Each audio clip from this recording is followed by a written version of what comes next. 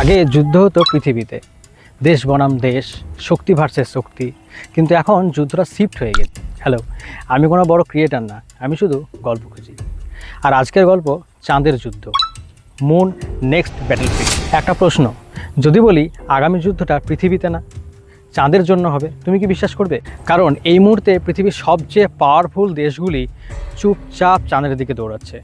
USA plan করছে মুনে permanent base বানানোর, China quietly একের পর এক মিশন লঞ্চ করছে, আর ইন্ডিয়া সাইলেন্টলি গেমে ঢুকে গেছে। কিন্তু কোশ্চেন হলো, চাঁদে যাবে কেন? সেখানে না আছে অক্সিজেন, না আছে কোনো লাইফ, তবুও সবাই এত ডেসপারেট কেন? কারণ চাঁদের মাটিতে লুকিয়ে আছে ফিউচারের সবচেয়ে পাওয়ারফুল রিসোর্স, হিলিয়াম-3। এমন একটা এনার্জি সোর্স যেটা পৃথিবীর ফুয়েল ক্রাইসিস শেষ করে দিতে পারে। যে আগে মুন কন্ট্রোল করবে, এনার্জি তার, টেকনোলজি তার, পাওয়ার তার। এটা শুধু স্পেস মিশন না, এটা ফিউচার কন্ট্রোল করার রেস। ইন্ডিয়ার হয়তো বাজেট কম, কিন্তু ব্রেন নেক্সট লেভেলে। ইসরো অলরেডি প্রুভ করে দিয়েছে যে কম খরচে ওয়ার্ল্ড ক্লাস মিশন পসিবল।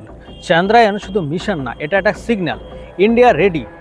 আগে মানুষ বলতো একদিন আমরা চাঁদে যাব, আর এখন দেশগুলো বলছে চাঁদ আমাদের চাই। তাহলে বলো 2035-এ মুন কার? ইউএসএ, চায়না, নাকি আমাদের ইন্ডিয়া? ফিউচার ডিসাইড হচ্ছে এখন।